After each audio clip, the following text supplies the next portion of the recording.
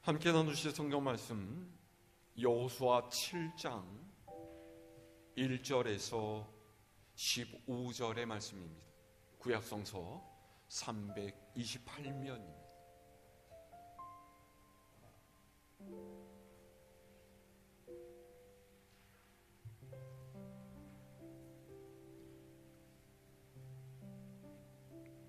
여호수아 7장 1절로 15절까지 제가 한 절, 여러분이 한 절씩 교독합니다.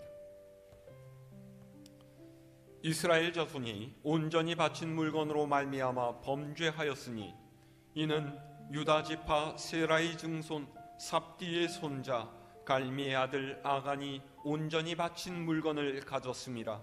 여호와께서 이스라엘 자손들에게 진노하시니라.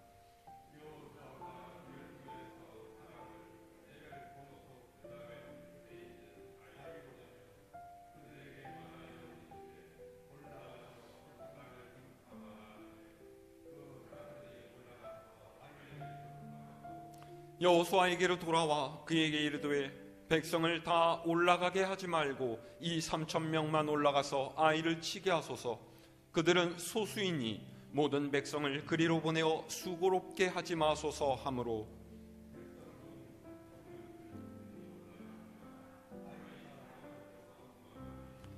아이 사람이 그들을 36명쯤 쳐 죽이고 성문 앞에서부터 스바림까지 쫓아 내려가는 비탈에서 쳤으므로 백성의 마음이 녹아 물같이 된지라.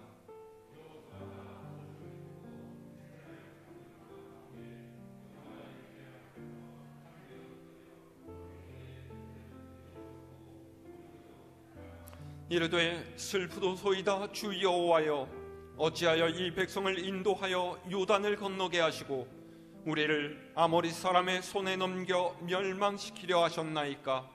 우리가 요단 저쪽을 만족하게 여겨 거주하였다면 좋을 뻔하였나이다.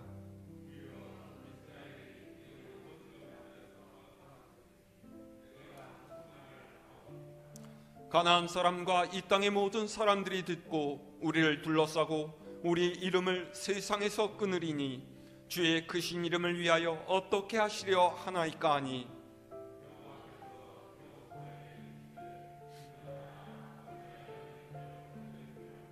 이스라엘이 범죄하여 내가 그들에게 명령한 나의 언약을 어겼으며 또한 그들이 온전히 바친 물건을 가져가고 도둑질하며 속이고 그것을 그들의 물건 가운데에 두었느니라.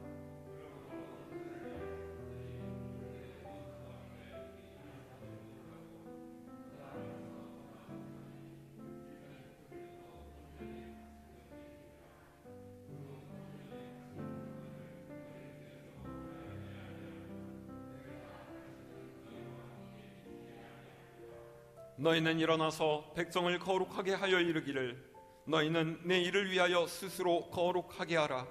이스라엘의 하나님 여호와의 말씀에 이스라엘아, 너희 가운데 온전히 바친 물건이 있나니 너희가 그 온전히 바친 물건을 너희 가운데서 제하기까지는 네 원수들 앞에 능히 맞서지 못하리라.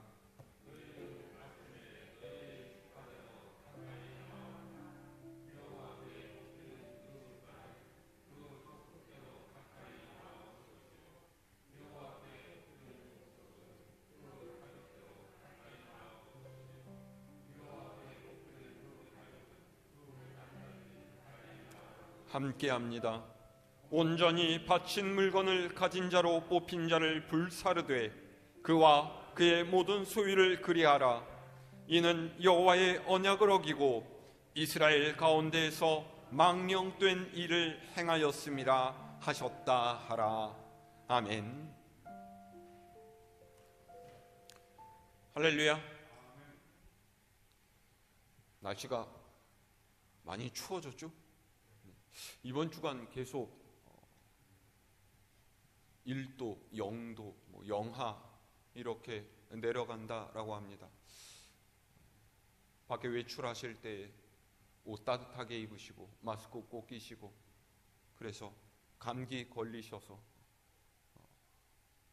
아프신 일 없도록 여러분 건강에 유의하시기를 바랍니다.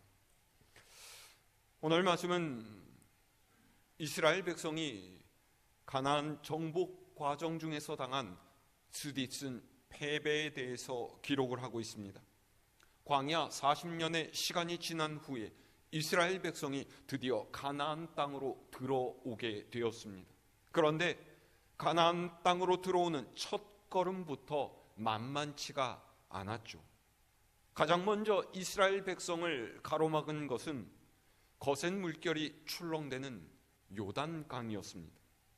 노인과 여자 그리고 아이들까지 포함해서 약 200만 명에 가까운 이스라엘 백성이 건너서 들어가기에는 요단강은 너무나도 큰 장애물이었습니다. 하지만 하나님께서는 하나님의 언약궤를 맨 제사장들을 앞세워서 요단강으로 들어서게 하셨고, 출애굽 때 홍해를 가르셨던 것처럼 요단강을 가르셔서 이스라엘 백성이 그 땅바닥을 딛고서 건너가도록 하셨어요.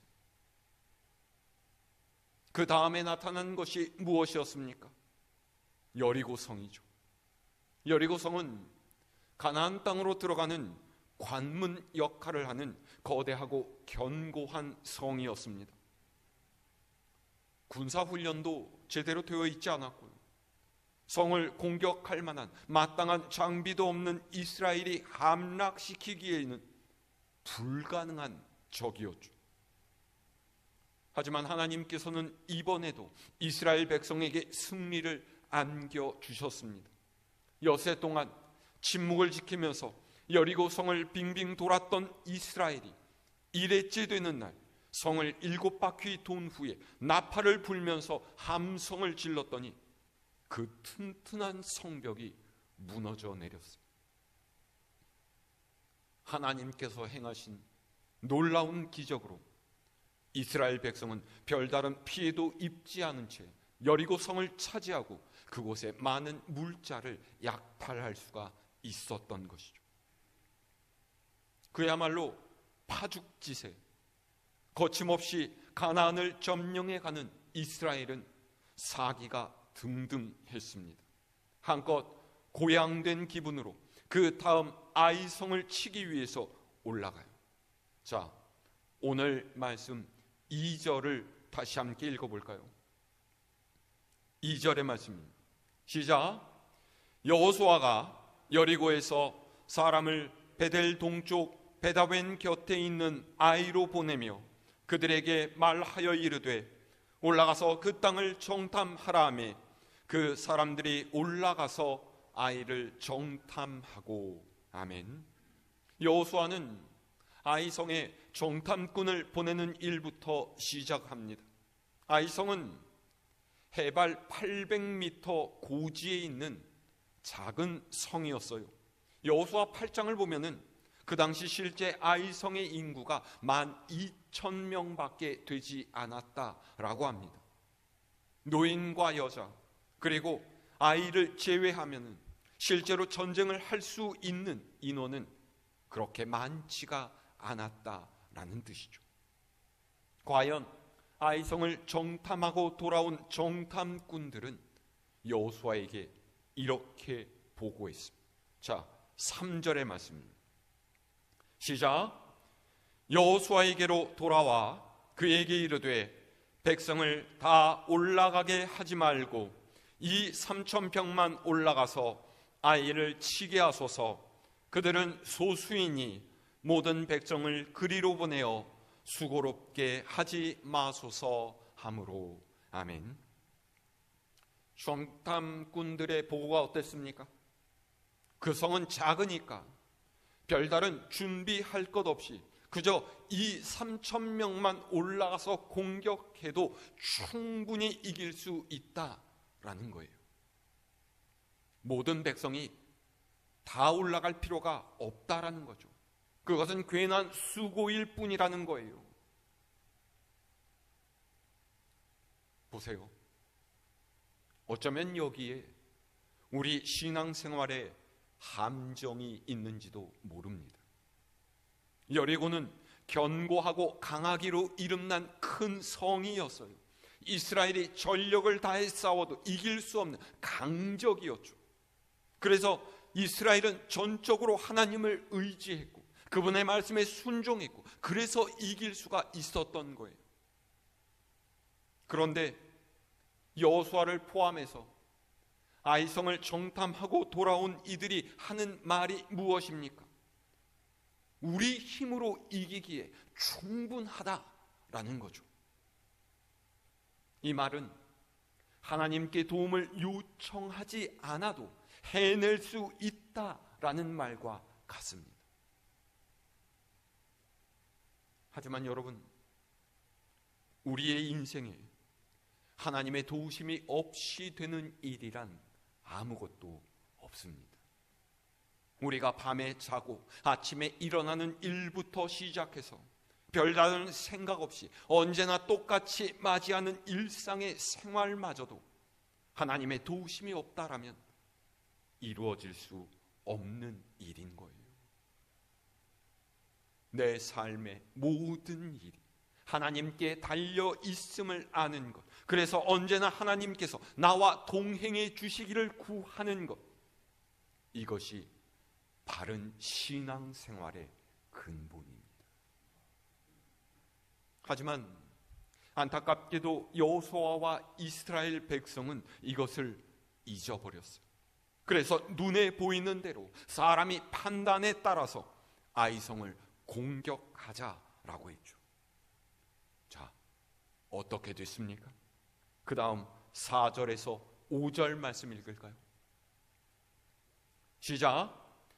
백성 중 3,000명쯤 그리로 올라갔다가 아이 사람 앞에서 도망하니 아이 사람이 그들을 36명쯤 쳐 죽이고 성문 앞에서부터 스바림까지 쫓아가 내려가는 비탈에서 쳤으므로 백성의 마음이 녹아 물같이 된지라.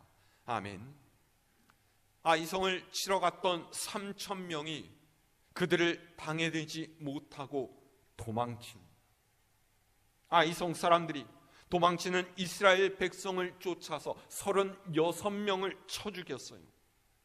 5절의 말씀은 이 일로 백성의 마음이 녹아서 물같이 되었다라고 하죠. 무슨 뜻입니까? 엄청난 충격을 받고서 마음의 상처를 입었다라는 거예요. 아니 싸움에서 질 수도 있지. 36,000명이 죽은 것도 아니고 겨우 36명이 죽었을 뿐인데 너무 호들갑 떠는 것이 아니냐?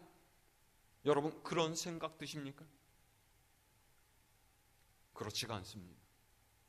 왜냐하면 가나안에 들어오면서 거둔 놀라운 일들로 이스라엘 백성은 하나님께서 우리와 함께 하신다라는 확신을 가지고 있었기 때문이에요. 그러니까 하나님께서 우리와 함께 하시는 한 우리는 절대로 지지 않는다라는 신념이 이스라엘 백성들에게 있었다라는 것이죠. 그런데 그 신념이 한순간에 꺾인 거예요. 전능하신 하나님께서 우리와 함께 하시는데 우리가 지다니 하나님께서 우리를 버리신 것인가? 하나님의 힘으로도 저 이방 가나안 민족들을 물리칠 수가 없다라는 건가? 이런 불안감과 좌절감이 갑자기 이들에게 몰아닥쳤던 거죠. 그런데 사실 이 전투의 패배 원인은 이미 1절 말씀에 나와 있습니다. 뭐라고 했어요? 자, 위로 올라가서 1절의 말씀 함께 있습니다. 시작. 이스라엘 자손들이 온전히 바친 물건으로 말미암아 범죄하였으니 이단 유다 지파 세라의 증손 삽디의 손자 갈미의 아들 아간이 온전히 바친 물건을 가졌음이라.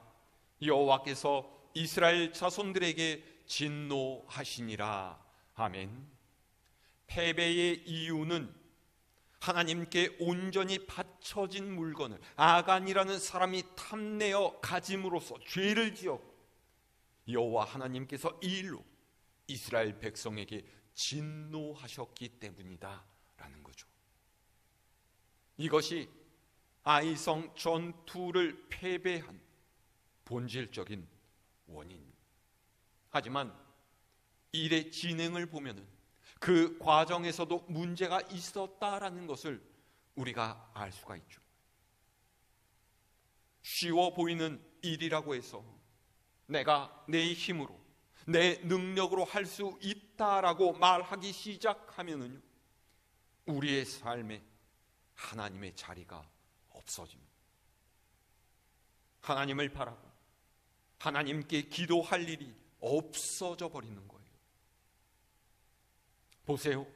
만약 이 아이성 전투를요 3,000명의 인원으로 이겼다라면 아마 이스라엘은 하나님께서 도우셔서 우리가 이긴 것이 아니라 우리 힘으로 이겼다라고 했을 거예요.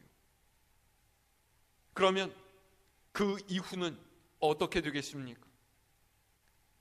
기고만장해져서 이전과 똑같이 눈으로 보이는 것에 의해 전쟁을 할 것이고요, 결국은 하나님 없이도 내가 잘 살 수 있다, 더 이상은 하나님이 필요하지 않다, 그러지 않겠습니까?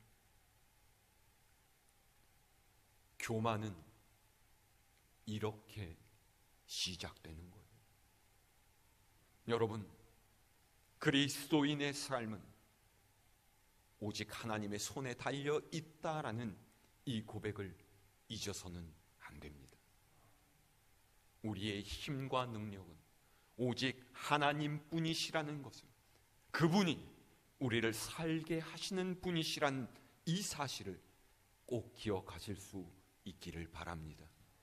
자, 그 다음 6절에서 9절의 말씀 볼까요? 시작. 여호수아가 옷을 찢고 이스라엘 장로들과 함께 여호와의 궤 앞에서 땅에 엎드려 머리에 티끌 뒤집어 쓰고 저물도록 있다가 이르되, 슬프도소이다 주 여호와여, 어찌하여 이 백성을 인도하여 요단을 건너게 하시고 우리를 아모리 사람의 손에 넘겨 멸망시키려 하셨나이까? 우리가 요단 저쪽을 만족하게 여겨 거주하였다면 좋을 뻔하였나이다. 주여, 이스라엘이 그의 원수들 앞에서 돌아섰으니 내가 무슨 말을 하오리이까? 가나안 사람과 이 땅의 모든 사람들이 듣고 우리를 둘러싸고 우리 이름을 세상에서 끊으리니 주의 크신 이름을 위하여 어떻게 하시려 하나이까 하니. 아멘. 뜻밖의 패배에 여호수아는 하나님의 궤 앞으로 장로들과 함께 나아가서 엎드려 옷을 찢고 기도했습니다. 뭐라고 기도했어요? 우리를 인도해서 요단을 건너게 하셨던 하나님께서 왜 아모리 사람의 손에 우리를 넘기셔서 죽을 뻔하게 하셨느냐라는 거예요. 이럴 바에야 차라리 요단강을 건너지 않았더라면 더 좋지 않았겠느냐. 우리의 수치를 가나안 족속들이 듣고서 얼마나 멸시하겠느냐. 하나님의 이름이 이렇게 모욕을 당해도 되겠느냐, 그러는 거죠.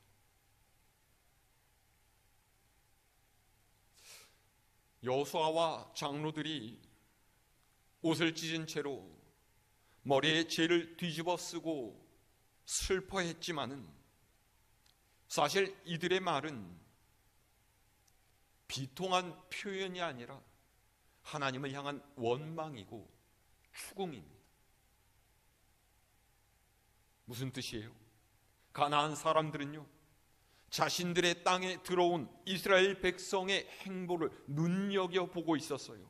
그리고 잇따른 전쟁에서 이스라엘이 승리했다라는 소식을 듣고서 그들이 믿는 신보다 더 뛰어나신 하나님 여호와께 깊은 관심을 가지게 됐죠. 그런데 뜻밖의 작디 작은 아이성과의 싸움에서 이스라엘이 패배했다라는 것이 알려지게 된다라면 그들이 당연히 여호와 하나님을 우습게 여길 것이 아니겠느냐. 그들이 두려움 대신에 자신감을 얻고서 이스라엘 백성들과의 전쟁에 힘을 다해서 싸울 것이 아니겠느냐. 앞으로 이 일을 어떻게 하면 좋겠느냐, 하나님께서 왜 우리를 지게 하셨느냐, 이런 말인 거죠. 그러자 하나님께서 즉시 여호수아에게 응답하세요. 자, 10절에서 12절 말씀입니다. 시작.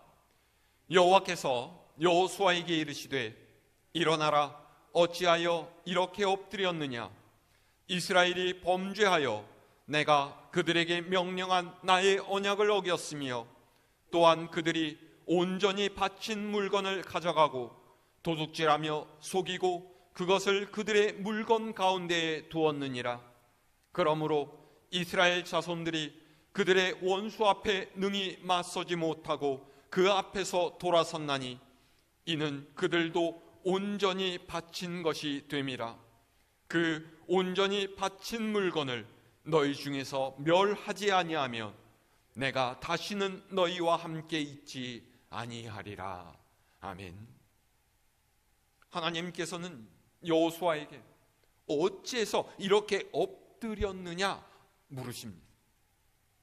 이 말은 너희가 나를 원망하고 내게서 패배의 원인을 묻는 것이 옳지 않다, 이런 뜻이에요. 패배의 원인은 내가 아닌 너희에게 있다라는 거죠. 그러시면서 뭐라고 말씀하세요? 이스라엘이 나와의 약속을 어기고 온전히 바친 물건을 훔쳐내서 그들의 것 사이에 두었다라는 것. 온전히 바친 물건을 너희 수중에서 없애지 않으면 앞으로는 너희와 함께 하지 않겠다라고 하시는 거죠.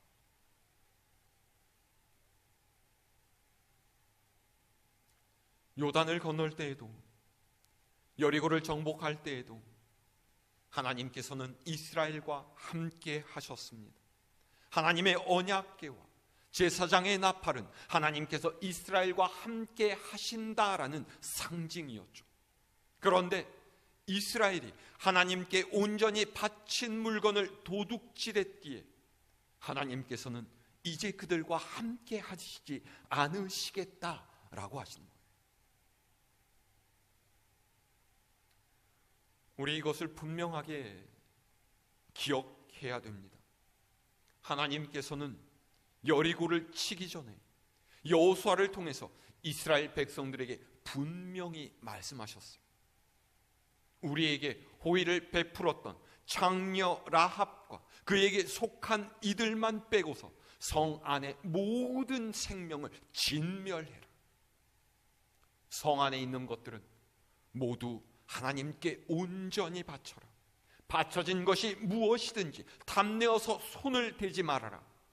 은금과 동철 기구들은 모두 여호와의 곳간에 드려야 된다.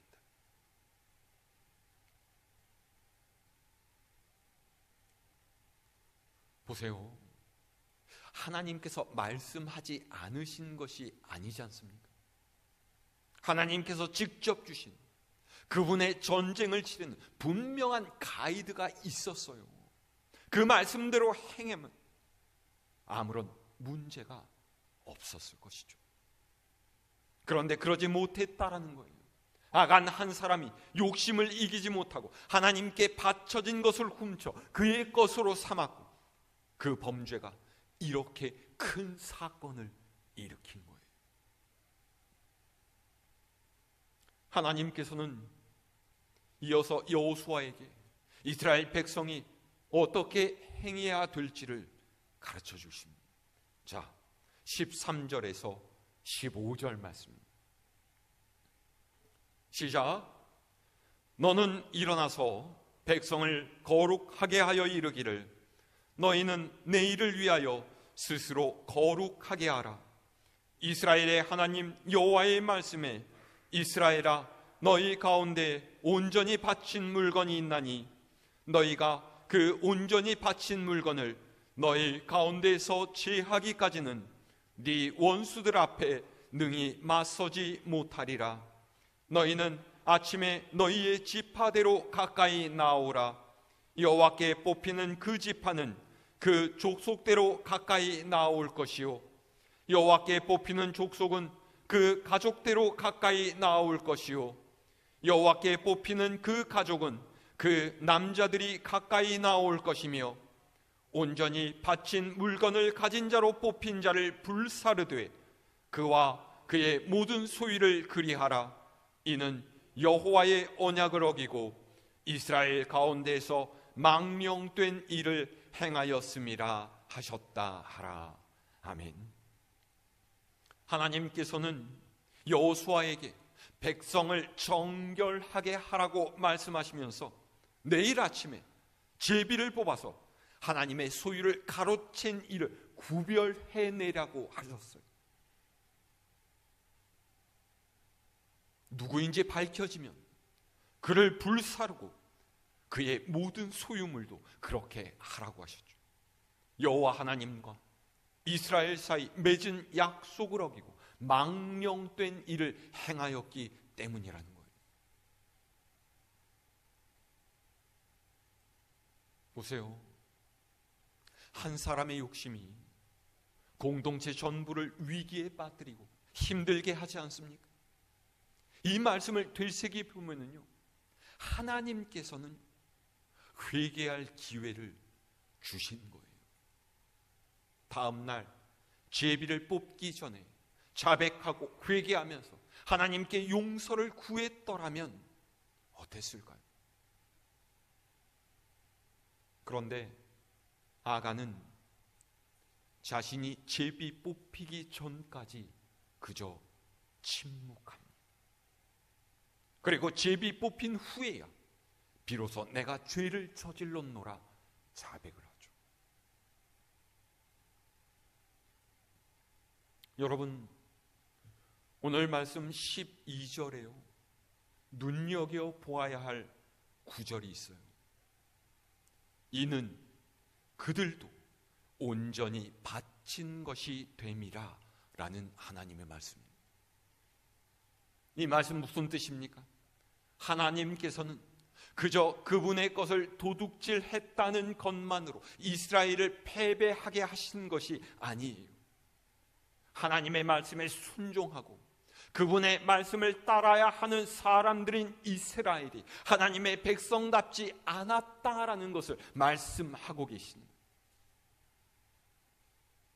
하나님의 백성에게 무엇보다 중요한 것은 하나님의 말씀을 따라 사는 것입니다. 그것이 하나님의 백성으로서의 정체성이에요. 그런데 그렇지 않은 이가 있었다라는 거예요.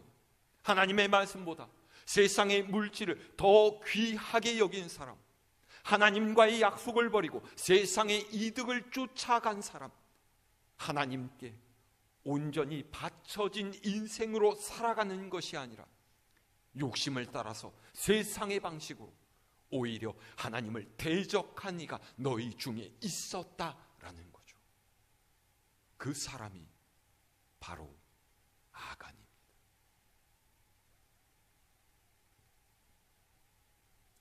여러분, 이 말씀을 꼭 기억하실 수 있기를 바랍니다. 오늘 말씀의 중심은요, 온전히 바친 물건이라는 단어예요. 온전히 바친 물건이란 하나님께 드려야 하는 헌금이나 11조 혹은 헌물만을 뜻하는 것이 아닙니다. 하나님께서 우리에게 허락하신 시간이고 우리의 인생이기도 해요. 하나님의 뜻을 받들어 살아야 할 하나님의 백성이 제 뜻대로 욕심을 따라서 세상의 방식대로 살아간다라면 그 사람이 바로 아간입니다.